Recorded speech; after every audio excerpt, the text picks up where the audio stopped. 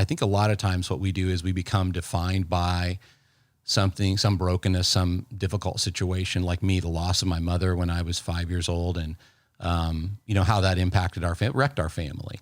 And there's a lot of pain associated with that. But, I think what happens is when you submit yourself to God and you don't define yourself by that brokenness or the challenges, then you start to see on the other side of that sort of the eternal value of a physical loss, the eternal value of a physical challenge that you've faced or an emotional challenge that you've faced.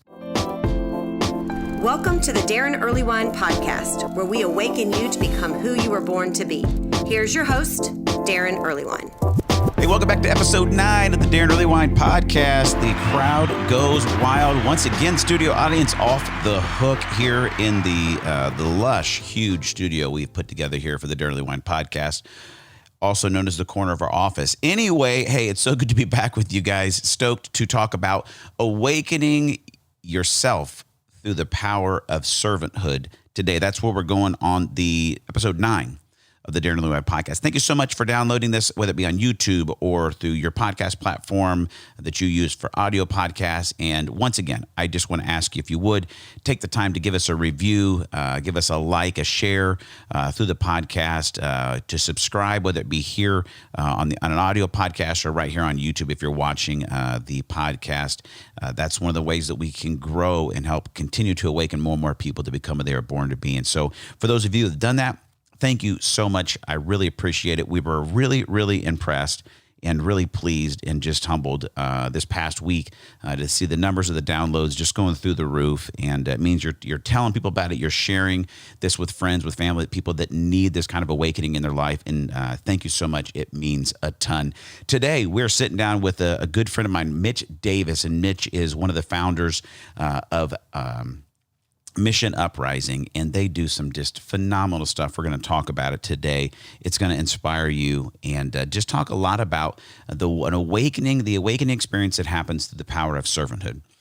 And my life mission, I feel like God gave me many years ago. I was speaking at a camp in Kentucky. I may have told this story before. And I met the pastor that actually led my entire family to Jesus. His name was Willard Metz, which is a great old dude name, Willard, right? Willard Metz. And Pastor Metz, he led my mom to Christ. My mom led her mom to Christ and her mom to Christ. And then my dad came to faith. And then about 25 years after that, his mom and dad came to faith. And all of it leads back to Willard Metz, who was the pastor for a while at All Belong Wesleyan Church in All Belong, Illinois. And I'd never met the man because I came along a while after that and we had moved. Maybe I met him when I was like 1. And I'm speaking at this camp in Kentucky. And unbeknownst to me, I'm introduced to this guy. And he's like, I'm Pastor Willard Metz. And I'm like, holy buckets, you are responsible for the kingdom coming into both sides of my family. It was this really just cool moment. I was speaking there to a bunch of teens. And I go back to my room and I'm journaling about meeting Pastor Metz. And it was just a cool time. And not audibly, but as clear as day, this sentence dropped into my brain. I was writing about the idea of my life and life mission and how meaningful this night was. And the sentence, awaken the world to the righteousness of Jesus Christ, popped into my head like a full-blown sentence. And I wrote it down. And that moment changed my life because the moment to meet Pastor Metz and just seeing God's faithfulness to our family, it was in a moment of awakening. And that word that God gave me to awaken the world to the righteousness of Jesus Christ, for me, has been so shaping because the process, the reality of being awakened to something is such a beautiful thing because it's not that you've necessarily discovered something new or that no one's ever known before. It was something that has been there all the time that you were asleep to. But you woke up and now this experience is bringing you to a new understanding of life that you were dark to before. And that happens when you understand the righteousness of Christ, meaning the right relationship you can have with God and what he brings to you. And that for me is so much about helping people understand what it means to see your spiritual DNA come to life, being awakened to the reality that you have been given everything you need to serve God and to live through your knowledge of God through the spiritual DNA he's placed within you, that you can actually participate in the divine nature and escape the corruption of the world caused by evil desires. That's what 2 Peter tells us, chapter 1. And this awakening to the reality of who God is and how uniquely he's made you, it changes everything about today, about tomorrow, about yesterday. It is an absolute revolutionary awakening. And that's what I want to see you experience time and time again in your life. And what I found is sometimes spiritual awakenings, they happen by, I don't know if I could say by accident, but you stumble upon them. That can happen. But what I find most often is they happen as we are seeking truth. As there's momentum and inertia to our life, is we begin to move, and then God begins to bring us to these moments of awakening. And Mitch Davis in his interview is going to talk about that process, and what they do with their ministry is to set up opportunities to allow you to experience servanthood-based moments, whether it's building a house in Mexico, or it's taking your kids on a wild heart camp, weekend experience, is seeking after servanthood-based experiences that become awakenings. We're going to talk about that today, and I'm excited to jump into that. Before we do, I want to share a couple things. I want to jump into the mailbag. I want to thank Betsy for reaching back out. Betsy reached out a couple weeks ago about jumping into spiritual DNA. She's in the process right now going through the course. If you've not had a chance to take spiritual DNA, the online course, you can do so if you just go to spiritualdna.me. That's where you can get the course. And you'll go through 5 different assessments, all the video teaching from me with all the sessions.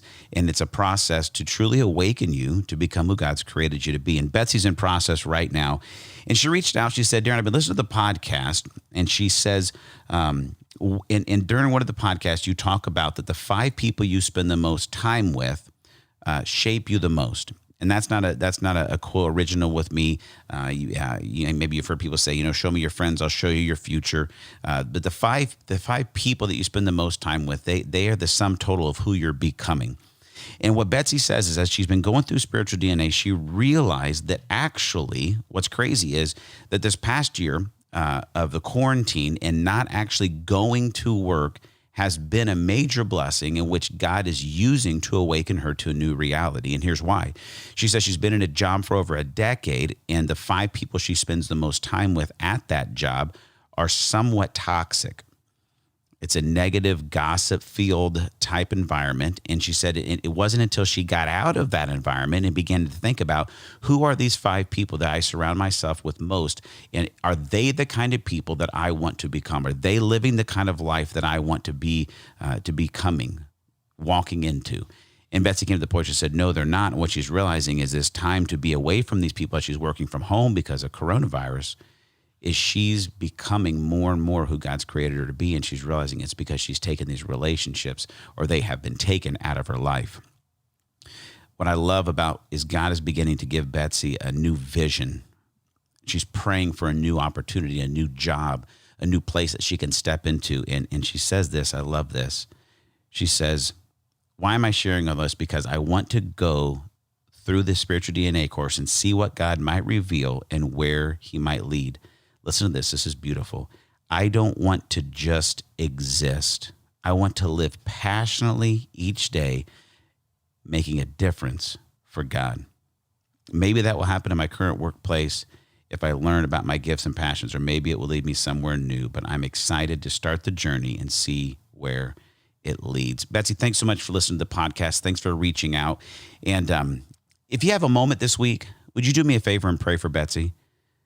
Pray for Betsy that God would open the door to the next opportunity, or to the hidden opportunity right in front of her with the job she has, that she would move from living and just existing to truly living with purpose and with peace and with passion. And let's join together and pray for breakthrough and for great opportunities and for an awakening for Betsy and for the 100, if not thousands of people that are listening that are just like her. And it may be you, that you would have the faith to believe that God has created you on purpose and for a purpose, and you would seek after that. So Betsy, thanks for reaching out. We appreciate it. Keep us updated, and let's join together as a community And let's pray for Betsy. All right.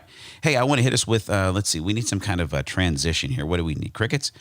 No, that's not high energy. We can't do the dream chimes yet. Scary? No, we don't need scary sound effects. Listen, here we go. This is a fun song. Here we go. We're transitioning to talk about the interview this week. This will be our transition interview music.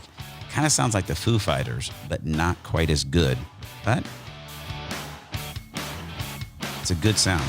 It's a good little theme song here from the Roadcaster. Thank you, Roadcaster. It's a good kick drum sound there. Whoever EQ'd that, it's good. All right, no one cares about that except me. Here's what I want to hit you with today as we get ready to transition into this interview with Mitch Davis.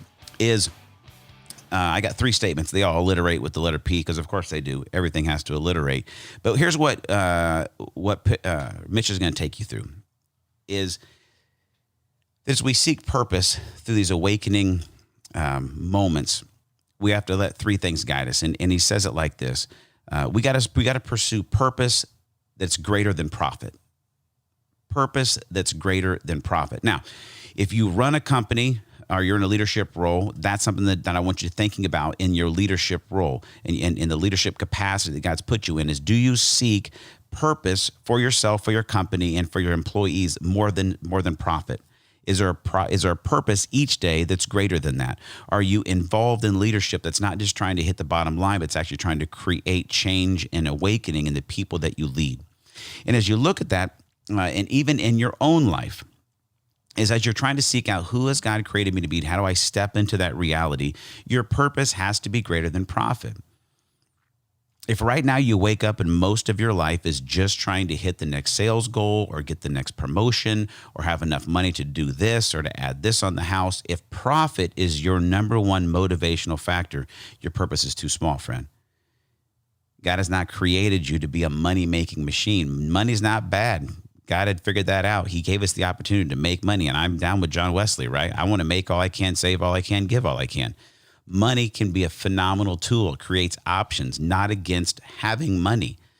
I'm against money being our number one purpose. Jesus says, right, that we can't serve 2 gods, right? We can't serve God and money. Our purpose has to be more than profit if we're going to become who we were born to be. The next thing is this purpose. We've got to have a purpose greater than pleasure. We've got to have a purpose greater than pleasure.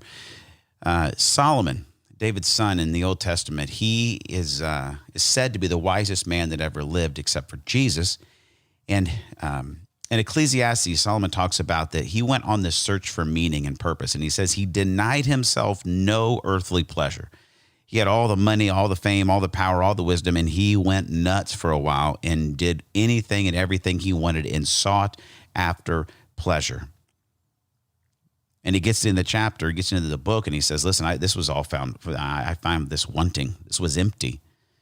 Not that the moments weren't great of pleasure, but that was not what I was created for. And as you're seeking purpose in your life, you've got to seek purpose that's greater than pleasure.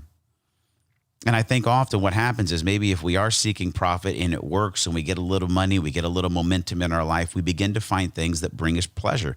And God's not against things that bring us pleasure. I remember talking years ago when I was pastoring at a church here in town, and I talked about how much I had a dream of getting a hot tub. I wanted a hot tub. I mean, the bottom line is there's not anything in life. If you add hot water and bubbles moving around you, it's just better. You know what I'm saying? Like your dog dies, what could make that a little bit better? Hot tub. Okay. You lose your job. What could make that night a little bit better? Hot tub. Okay. Let's say it's the best day ever. Let's say you win the championship. You know what I mean? You win state in your football team, baseball. I don't care. Badminton. You win the badminton championship. Badminton's a fun game, by the way. I don't know if you guys have played badminton lately, but it's kind of awesome. That's not a joke. I mean that. Badminton is a great sport. But let's say you win the championship, okay? What makes celebrating the championship better? A hot tub. And God's not against hot tubs. And so I made this illustration that it's not about the stuff. It's not about, that we get to do fun stuff. Is that the purpose? Now, the crazy thing about that is that somebody who had a hot tub that had realized that it actually wasn't that great, they didn't want it anymore, they asked me if I wanted their hot tub, and I said, yes, I do want your used hot tub. And guess what? It brought a lot of pleasure to my life, but it didn't fulfill it. And I think about, what if I had been working overtime and slaving away and saying no to the more important things in life so I could make enough money so that I could buy a hot tub? Because if I had the hot tub, I'd have that pleasure and life would be there. That I would be fulfilled. I can tell you what, there were some cool moments looking at the stars, sitting in the hot tub, but it didn't fill my soul with meaning and purpose. I've been able to go on a handful of really fun vacations over the past decade or so. I've got to go to the Bahamas, beautiful. I've been to Jamaica, great. Mexico, LA, New York. I've been around the world, and it's fun. But I can tell you this is it was just kind of the icing on the cake. If it was the cake, if my whole purpose in life was to pursue that pleasure, I'd be empty. Because the hot tub or the vacation lasted for a couple of days, but then it's Monday, and then it's just Tuesday again, and then it's every day in and day out. And if I don't have something greater than pleasure that is driving my life, I don't have a purpose big enough to fulfill my soul. And the last thought I have this, and we're going to jump in the interview with Mitch, is your purpose has to be greater than personal. You see that Jesus has created us in his image. And one of the things we find out about God that's kind of crazy to think about is that Jesus is the most powerful. He's the most creative. He is the wisest. He's the best teacher. We can keep going on and on and on about all the great, powerful, amazing, holy things that Jesus is. But here's the mind-blowing thing. He is also the most humble servant ever. And that scrambles our brains sometimes, because you're like, how could he be the greatest and most powerful, but also the most humble and most servant-hearted? We know from the scriptures that it says that Jesus didn't see equality with God as something to be grasped, but made himself nothing, emptied himself to become obedient, to become a human being, and then become obedient even to the cross, to give his own life for you and for me, to serve us. That the greatest purpose that Jesus was sent to do was to serve others. And then he invites us to have the same attitude as Christ, that our purpose is most greatly fulfilled when it's not personal, when it's for others. And Mitch is going to unpack that, of how many of these experiences they've been on, and that they create as a ministry that invite people into these awakening moments of servanthood, where they realize that the purpose in their life, it's way bigger than personal. It's way bigger than pleasure. It's way bigger than profit. But it's to partner alongside Jesus and see faith and hope and love change people's lives and create the future. You're going to love this interview. I love what Mitch is doing. And when we get back from it, I am going to hit you with a last challenge here on the Darren Early Wine Podcast. Let's jump in right now to our interview with Mitch Davis from missionuprising.com.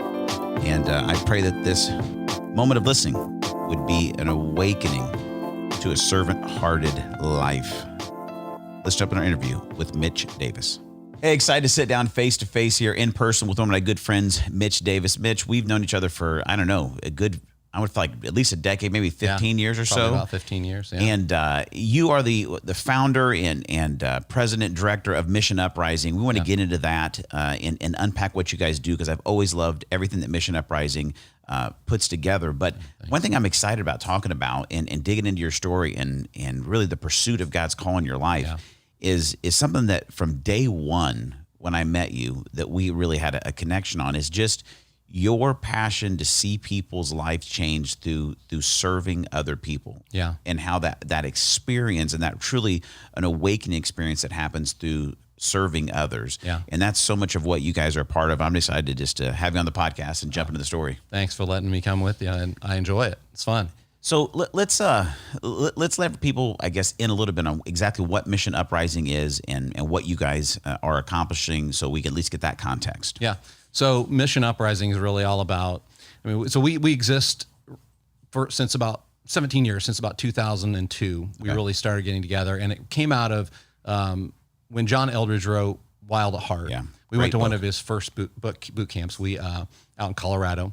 We got his book from our boss, and he gave us a chance to read through it. It was an early version, and we were just moved by it. So we went to that, and it really changed our lives. I think one of the big things that happened out of reading it was that it related to us as guys. And so that's where Mission Uprising started. A group of guys went out to Colorado. We had an incredible experience. It changed our lives. The way we viewed things was different. And we came back because we wanted to offer it to other people. And John he said, look, take my stuff, go create outposts for the kingdom. And so super creative. Indiana Outpost came out of that. Yeah. And we came back and started doing it. And it was first with guys, just to get guys to go and have that experience of a Wild at Heart boot camp. I know a lot of people have read that over the years. Sure. Yeah. It came out in 2001. And, but we came back and started doing that just as a group. And then from there, Mission Uprising went into doing father-daughter camps, father-son camps, a women's weekend that's very similar to that. And we still do all of those right now. And then we grew into the home builds. I mean, what you were talking about a little bit ago, and I think that's where we really started first talking. We went to Mexico on our first home build with Homes of Hope. It was back around 2010.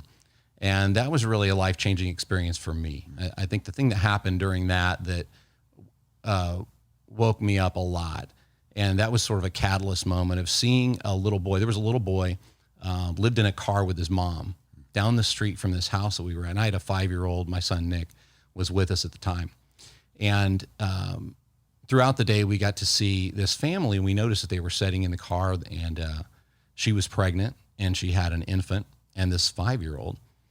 And we asked the mom, and she said, yeah, they live in the car, and they're over here helping us today, just wanting to help out. Her husband works in the United States, and he can't come back all the time. He comes back about once a month. And so during the day, my son Nick was playing in the dirt with this little boy. Paco was under the table playing with my son. I took this picture of the two boys underneath the table, and they both have these huge smiles. I have that picture at home. And I realized, hey, these two kids are exactly the same. They just happen to be born in two totally different circumstances.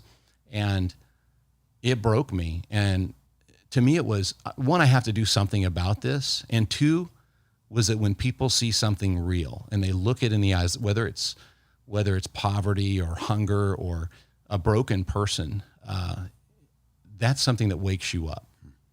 And I went back and said, we have to do more.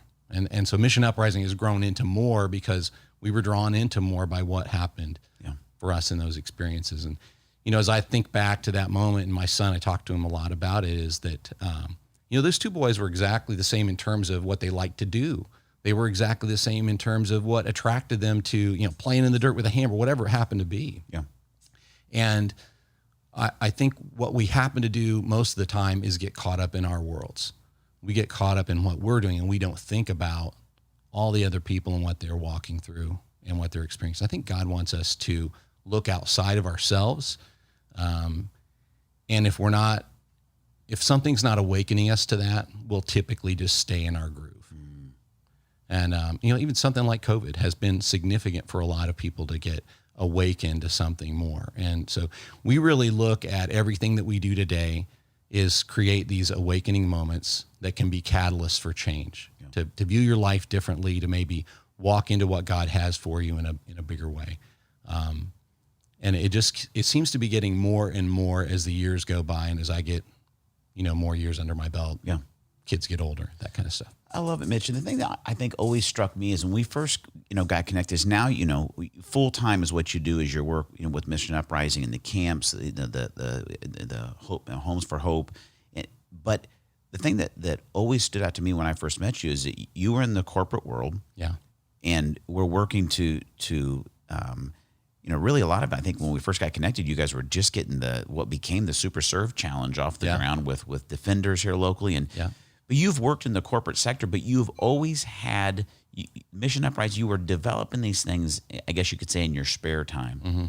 And I love that because I think a lot of times people think, I can't step into something that God may be putting in my heart to do because it's not going to be my full-time gig. Yeah. Or I don't have time to do that kind of stuff. I got kids, whatever. But when I met you, you had kids, you had a wife, you had a mortgage, you had a full-time job. You were in the but you found time, or you made time to make these pursuits a priority, and now they've become your career. I guess, what was it that drove you? And I think it's probably some of the story you just told us what the answer is going to be, but why did you take the time to see these things start like, or how'd you find the time? Yeah, that's a good question, because I think initially it was because something happened for us. I mean, I think that's what happens with most of us. Something happens for us. It awakens us to something different. We start to view things in a different way. And then we get a commitment to wanting to offer it to somebody else. For me, and I know for the other guys that went with us on that first trip to Colorado, and then we followed that up with a fishing trip to Canada, just to kind of look at the world through a different lens. And when we came back from that and wanted to offer that up to other people, we knew we would have to do it on the fringes. The beauty of the situation was we worked for a guy who said, look, if you guys are going to do this kind of work and you're doing something for other people, I will support it. You take the time to go and do it when you need to. And we were busy. We were a growing company, a fast growing company. We were successful and busy, and we were all leading our parts of the business. But we had to do it in the fringes, and we did it collectively and made it work. But it was all because we wanted to offer something to somebody else and to other people the way it was offered to us. Paying it forward to some degree, but also there's just this passion in your heart when something stirs you at that level, kind of like what's happened with you in your life. I think we talked about that over the years, is that you can't not do it. Yeah. And that's what we chose to do. And that has shifted. So maybe it was in the 10% in the fringes, and we did it on the weekends at night. And, the beauty of it was that our wives knew it. They were excited about it. I think part of the reason why we had our kids come into the father-son and father-daughter camp is they wanted to be a part of it. But when they saw dads getting connected with their kids, they were drawn into that. And when my wife Julie saw other women coming alive and really becoming something more that they maybe had lost over the years, they were drawn in. So I think that's what happens is people experience something and get drawn in. And we did it while we were in the corporate world. And I think what happened was it got too big for us to just do it on the fringes. Yeah. And that was kind of when we started doing some of the Super Service Challenge stuff and building a lot of houses. And I was doing more of that type of work, more full time. But that's been the shift. What I see, Mitch, and we talk about it in our spiritual DNA, course, it's the power of passion, right? Mm-hmm. Is that word passion literally means suffering. And I think when something captures your heart in a way that it becomes an area of passion, you will suffer for it. Yeah. And if that means you're going to work nights and weekends and figure it out, it's like, and I think so often is when we don't have something that we're actually passionate about, we can just pacify ourselves with wasting time on a bunch of junk. Absolutely. You know what I mean? I love to watch football games. I watched a bunch yesterday, right? I mean, right. So I'm not saying anything against finding things that are recreational, but when you find something that brings you passion, and I think the greatest part is when we find things that give us passion that actually do bring good to the lives of others, mm-hmm. that make a difference in the world, then I think it makes every ounce of sacrifice worth it. But it's finding that kind of cause, and that's what you guys did. Did you have any aspirations as you were doing some of those first camps, like some point maybe this will become my life's work, or was it just like, this is the right thing to do now, we're going to go after it and see what happens? Yeah, that was exactly it. I don't think we had a big vision other than we'll do this as long as the Lord gives us the opportunity to do it, and we are, and people keep coming. And that's kind of what we've always said since we started. As long as people are showing up, mm-hmm. we'll keep doing this. Yeah. Because if it's changing people's lives and offering something, then we want to do it. I mean, and likewise, just going back to what you were saying a minute ago, and we said this with companies with a mission as well, which is a purpose greater than profit. So in business, you're not going to be motivated for the long haul unless your purpose is greater than just the win. And you're not going to be motivated as an individual for the long haul if your purpose is just, let's go have fun, let's have recreation and vacation every, couple times a year, once a year, whatever. At some point, you're going to get burnt out. You'll get worn out from just doing that. And the satisfaction won't come unless something is feeding that empty space inside of us all that really is that God-shaped hole. Or I hate to use those terms that people use all the time, but its reality is that fills it. And then we're drawn to it. We want to keep filling it. And so that's what happened to us. But it wasn't what happened. Rather than having a big vision that we tried to build into, we had a heart vision that just kept growing and growing and growing.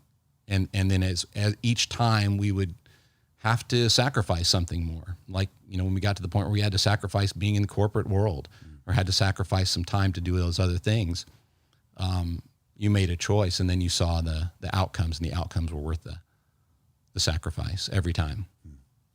Mitch, I think so often on the podcast, we always take people back to the beginnings of their life, because so often I see that the seeds of passion so often have been planted, deep in our life. Sometimes, even way prior to when we'd even begin to look of wow, God was actually at work in that thing when I was a kid. Yeah. And oftentimes what we find is that they're actually seeds of pain. Right. Pain that we've gone through in our life, and God, and when we begin to entrust that pain to God, He actually can redeem and refine that as a place for a great passion. And I see some of that in some of your story of some of the pain that your family went through as a kid, losing your mother. I want you to unpack some of that story for us. Yeah. But do you see God at work in that? Do you see some of the passion that you have now to see, sons and fathers and dads and daughters come together? Do you feel like some of that was planted in you through this pain of what you went through with your family? Yeah, of course it is. I noticed on your wall up here you have Dallas Willard's book, The Divine Conspiracy. Yeah.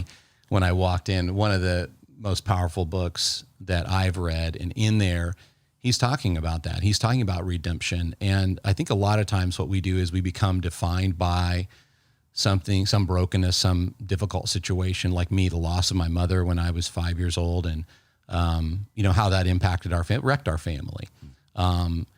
And there's a lot of pain associated with that. But, I think what happens is when you submit yourself to God and you don't define yourself by that brokenness or the challenges, then you start to see on the other side of that sort of the eternal value of a physical loss, the eternal value of a physical challenge that you've faced or an emotional challenge that you've faced.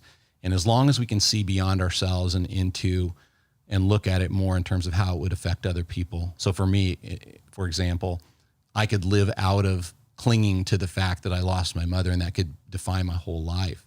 The reality is that created a real compassion for mothers and sons and husbands and wives and women and their hearts. I mean, this next weekend I'll be speaking at our women. It's uncomfortable to go stand in front of a bunch of women and share, but it's a passion that's important to me, that they get their hearts back. And that comes out of the fact that when you lose something so critical to the heart of a young man, a young boy as a mother, then if you look beyond yourself later when you grow up, you can't do that when you're little, but when you grow up, you can see the value that needs to be offered to other people who are facing those challenges, those same kinds of things. So yeah, that's for sure one of them.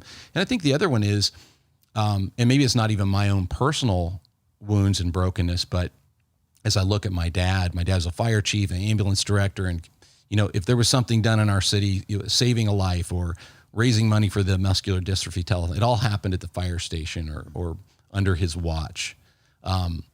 And in that, you saw other people hurting. And in seeing other people hurting, that pain, I felt it as a kid, I think, but that also comes from the experiences you have. A sensitive kid who loses their mom, you notice things. And so now you notice when somebody's making a difference in people's lives. And so, that invited me into, I can't imagine not serving other people because that's what I grew up with. Mm-hmm. But also I think that yearning to serve comes out of, what you deal with, what you suffer from. And people say, I don't want to suffer. I don't want to deal with, challenges or issues in my life. And neither do I. Sure. I mean, I don't think any of us want those things, but we will be dealt those things. Mm-hmm. But what are we going to do with them? Right. Mm-hmm. I mean, so I hope that what I've done is seen them from an eternal perspective instead of just from my perspective. Well, it sounds like, I remember a mentor of mine said right before, I think it was before that Julie and I had kids, or he talked about, that in parenting so often, more is caught than is taught, That's so true. And I'm sure that your dad taught you a lot of good lessons, but it sounds like just being around him, you caught compassion and servanthood for others, for the community. I mean, that you almost couldn't miss that, right? Couldn't miss it. And I think the guys that he worked with, one of the things that I was thinking about this the other day, the chaplain for the fire station, Brian King, and my parents would go out and I'd stay at the fire station because I want to hang out with the guys, and shoot pool and slide down the pole and do whatever. If I got the chance. Back then you could still ride on the fire trucks to a run or whatever. That's like a kid's playground. Oh man, for a little boy, right? I loved it. Loved that place. Drink the nasty coffee with the guys, and eat their old burnt chili or whatever it is they thought was awesome.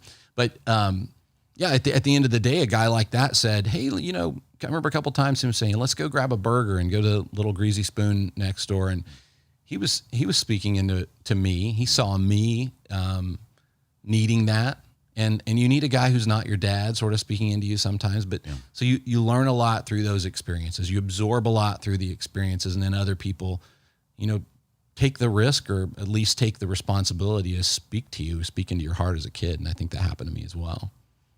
How much is that? I guess what was interesting to me right now, and we didn't necessarily have this planned in the podcast, but this is where my brain's going right now, is that I feel like so often right now, Mitch, is, and you guys have dad camp, you have father-son camp, everything you've done with, for the heart, the Wild at Heart, kind of structure from Eldridge's book. And so much of Eldridge's writing is about, men uncovering a biblical masculinity. Yeah. And I feel like so much of that is under attack, in our society. And it's almost like, if you watch, I'm always caught off guard. Not caught off, I guess I look for it now. It's like when my kids are watching, some Disney Channel show or something, it's like the dad is always a bumbling idiot, right? That just gets in the way or fouls everything up. And it's like he's always the butt of every joke. But it's like, as I talk to so many men who are successful, who are raising strong families, who are making a difference in the community, it's like you go back and you hear about these men, of character and of servanthood that sat down and spoke truth into young men's lives. And I think that role is something that is under attack in our culture, because I feel like the enemy of our lives, right, the devil, knows that if he can take men out from being the leaders that God's called them to be, the servant leaders that God has called them to be in their homes and their communities, everything begins to unravel. And I mean, are you seeing encouraging things as you're doing what you're doing with man camp and with the father-son camp? I mean, are you seeing men step into that? I mean, kind of take us into that world. No, that's a good statement. I think two things I'm seeing. One, I don't know if you listen much to John Mark Comer's podcast. He's pastor out in Oregon, and one of the things that I see is he talks about being an apprentice to Jesus. We talk about apprenticeship, right? Yeah. And that really struck me. I think Pete Scazzaro talks a little bit about that too in the Emotionally Healthy Church. Is we need to be apprentices to Jesus. Well, what's that look like? It looks like spending time with him. It looks like watching what he does and mirroring it. And I think our sons, boys, girls all do that. They watch their parents and they match and mirror. They apprentice us, regardless of whether we think they are or not. Yeah. They're looking at us. And what I'm seeing in men, or at least the ones that choose to step out and go to these events, is that they're willing to put it out there a little bit. A lot of guys aren't willing to put it out there. They feel comfortable at work. I felt comfortable at work. I felt comfortable in corporate America. I knew what to do. I knew how to win. I knew how to make that work for me. But I was uncomfortable with my little kids because I didn't know what to do. I didn't know exactly how to do that. But I think what we have to do, and I think I see this happening more with some of the younger guys that I'm encountering, is they're leaning into that. They're saying, no, I want that again. I want an older, more experienced man who knows how to raise kids to lean in to us. And, we've got a young couple that just asked us to counsel them in getting married next year. And, they're leaning in. They're saying, hey, help us walk through this. And I don't think we kind of drifted away from that for a long time. But I see these guys come to father-son camp or father-daughter camp, initially uncomfortable about hanging out with their daughter for a couple of days and how am I going to relate to her, and then, 24 hours later, we're doing a 50s dance and they're spinning their daughter and learning dance moves, and they're getting muddy and sliding down a slide. I saw a guy, he's doing flips off of the little swing at Spring Hill Camp, or they're running through the woods and chasing their daughters with, war paint on their face. And the girls are having a blast. They're like, my dad is actually fun. He is not this stick in the mud that I've gotten used to at home, who cannot get away from his computer, can't get away from his phone. And because it calls to us. We get emails at 11 o'clock at night. So it's very difficult to detach from the world that we've gotten ingrained in and then attach to our families. But I see guys really wanting to do that, turning the phone off, talking about that solitude. John Eldridge has a great little silence and solitude app, and John Mark Comer talks a lot about taking that silence, unplug the phone, don't use it as your alarm clock, set it in the charger downstairs and connect with your family again and come alive. And I think that's a lot of what we're talking about. And these dads and daughters, I had girls, my daughter's 19. She's been going to father-daughter camp since she was 6. Really? And some of her buddies got up on stage last year, and they're all standing up there talking about how father-daughter camp has connected them with their dads. And they have this relationship now, that has driven things like, well, my daughter and we went hiking yesterday in the afternoon. Nobody else in our family wanted to go because she and I love to get muddy and go hike and just mess around. And we went. And I don't think a lot of dads and daughters, unless they have that relationship, would just choose to go do that. But they've invested over the years going to these things. And so that's one thing. I think the second one is, with if a woman goes to something like the Well, we've got an event next weekend, and kind of gets that passion back, gets that energy back, isn't afraid. And then the guy has gone to something and he's no longer free. He's not carrying all this fear of relating with his wife, and they start to connect again. Then you start to see a healthier relationship between parents. And then the kids are like, whoa, my parents are getting along now. And maybe we've got something here, and they start to feel more comfortable. So that's what I start to see happen out of the things that we do. I guess the final thing I would say is even especially on the home builds, when you send somebody to Mexico or the Dominican Republic or wherever to build a home for a family, and they see someone who has suffered in a significant way or they're struggling financially, then they reflect back on their lives after they've all served, they've poured out their heart for another family. They go back home and look at things a little different. It may not change them. Change doesn't always happen just because you make a decision you want to change, right. But like you know that. But it can be the seed of that happening in their lives. Think about it. I remember we had Paul Young, one of the authors of The Shack, on with us a couple years ago. In this statement, I've said it multiple times, on the podcast, but, he said it took him 50 years to wipe the face of his dad off the face of God. Oh, wow. And, had a very, very difficult relationship with his dad. And I think so many people are stuck there, that they had, a very negative relationship with their father. And it's difficult to hear about that we have a loving heavenly Father, and we talk about God being our Father, which He is. But when the connection to your earthly father is damaged or broken, that becomes a very difficult bridge to walk across. Yeah.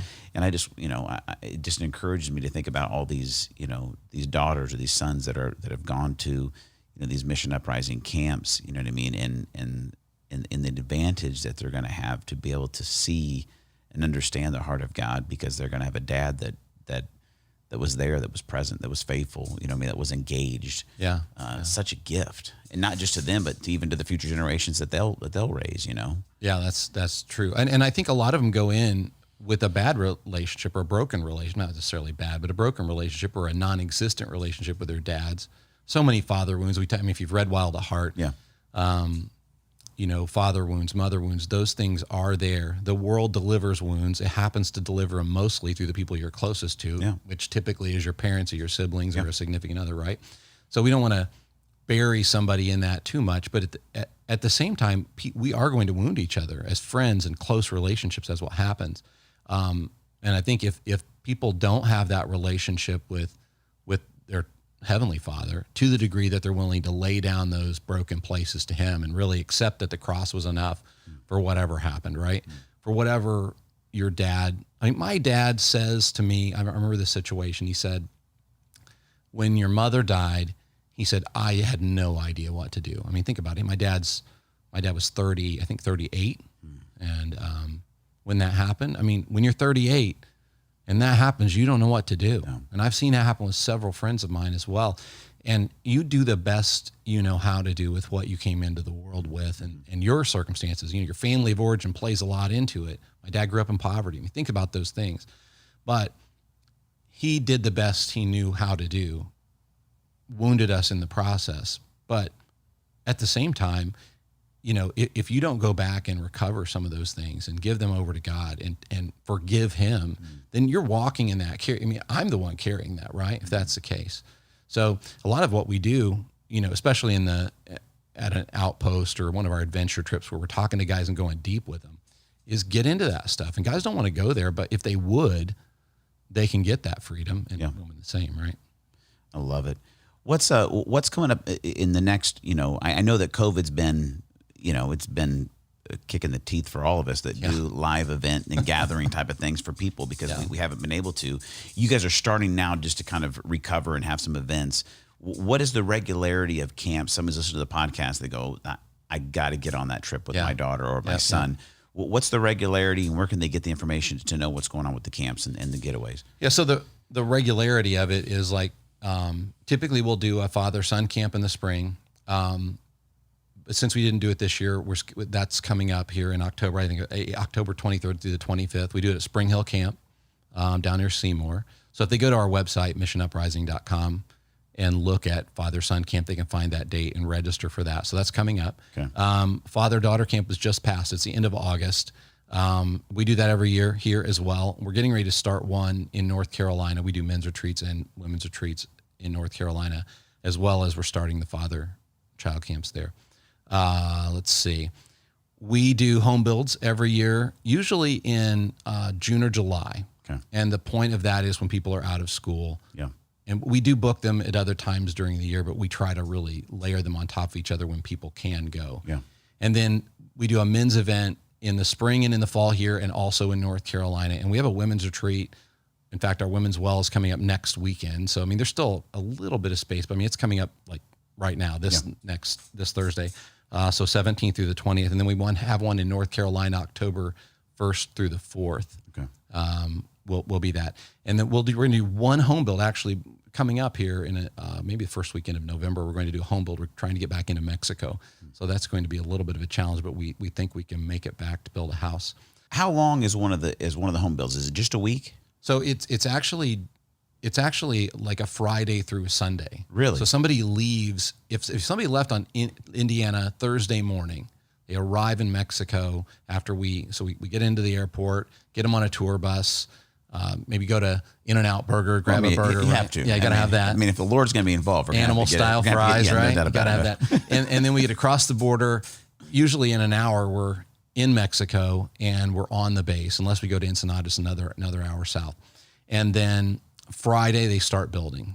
In between time, we're talking. They're connecting. Have great food. It's a safe base that's has security. Beautiful place.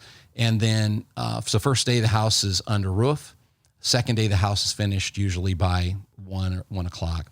And then that family, the people, it takes about 20 people to build a house. Normally is how many people we have on a home build. When the house gets done, a small group will go and take the family to buy groceries. We'll collect a little bit of money, buy them some things that they need. And when they come back, it's like the reveal. Remember the big home makeover? Yeah. And so they come back and there's a reveal. So these people maybe were living in a tent or, plywood shack on the dirt, and they come back and the house is done. But what we've also done is now they have a locking door. They have windows. Wow. They have beds. We put curtains and a table and a little stove in there. And then we've taken all the things that we've bought for them and put them on the bed so that they have these toys for their kids, food for a while, and turn the keys over. We pray for them. We go around. It's an incredible thing. Think about this for a second. What would someone have to do for you to be the same level of impact as you just lived in a little box and now you have a home, a concrete floor? What would they have to do for you here to equal that level of impact? Wow. I can't even put my mind around it. I can't either. And so that the point is those people remember you forever. And we just went back to a house that we had built 10 years ago. They still had the picture up on the wall of the team that built the house for them because it changed their life. Yeah. Their life will never be the same. because of that experience. And these are home builds. You can take a kid. You can go with your kids and do this. Yeah, and the great thing is, so let's say somebody does leave on Thursday, they're back Sunday night. Wow. Unless they want to stay in San Diego for a day or so, they're back Sunday, so the kids can go back to school. You could literally just miss Friday school and go and build a house. And they're like, "Where'd you go?" I was like, "Well, I was in Mexico on a missions trip and built a house for a family, and now I'm back at school on Monday." That's really what can happen. Wow. And so that's incredible. And so we take companies. I mean, sometimes it's an executive team or a leadership team, groups of families. Families, they'll sponsor a house and bring their friends, and schools, Heritage, we bring, from our school, and then other churches. And in fact, we have one person, a teacher from one of the schools, IPS schools here, that has raised enough money. I think I could almost say this for sure, as of now, enough money raised to build a house. Wow. As a teacher, through this encouragement of her kids and in an IPS school, which is incredible. So that's going to be happening pretty soon. We'll do that build next year. I love it. Yeah. I love it. So Mitch, hit us with the website one more time so people can. Yeah. So they need to go to missionuprising.com, and on there is everything that we do. So if you look through there, not everything is booked because we were supposed to do a women's retreat in Australia this year, and we can't get into. We don't know when we'll be able to get into that country, but everything is on there that people could sign up for, or they can send it. There's a place to click and ask questions, and we have a team that's more than willing to answer any questions. If somebody wants to do a home build and they want to do one on their own, they can let us know about that. But also, if somebody just says, "Look, I want to go, how can I make this happen, even if I have to go with somebody else's team?" Then let us know anyway. Yeah. And we'll try to figure out a way to get them on a build with us. And we'll probably build 15 homes next year if everything stays where we can get into the country. Yeah. We'll be doing that next year as well. I love it, Mitch. I know I've got 3 boys myself, and I want to get them on a home build because I've done one before, and I know the impact it made on me. And I tell you what, we have great dreams and aspirations, I think, for our kids, and sometimes I think we're afraid to get out of the norm. Mm-hmm. And we got to realize that it's like so often I think we have to put ourselves in uncomfortable and unfamiliar situations so we can discover unusual and extraordinary environments and results. Mm-hmm. And that's what you guys are doing. I love the mission. It's always been a joy. You've enhanced and blessed my life and our friendship throughout the years. And I'm hoping Likewise. that we can get more connected here in the next couple of years and see if we can't get some more teams heading out in the builds. But it's been a joy. Thanks for joining us today, man. Thanks, Darren. Appreciate it, man. All right, Mitch. And we're back. Oh, isn't it always a great journey? Over to interview land. So much fun. Mitch Davis, are you kidding me? Crowd goes wild. Mitch, killer job. I love what you guys are doing with Mission Uprising. Mitch gives you a lot of great resources there. He talks about John Eldredge's book, Wild at Heart. There's another great book that I would encourage you to get into if you're looking for moving into an understanding of how untamed and uncivilized our faith is to be. But it's a book called The Barbarian Way by my favorite author, Erwin McManus. Those are 2 great resources, Wild at Heart and The Barbarian Way. Go check it out. Here's my challenge, guys. It's very, very simple, and then I'm going to send you out today on a high note, is do something. Do something. I don't care what it is. I don't care where it is do something to put yourself in the role of servanthood, because it's the path of servanthood that is going to lead you to your next awakening to become what God's created you to be. Do something, serve someone. Okay, there, I've added to it already. Do something, serve someone.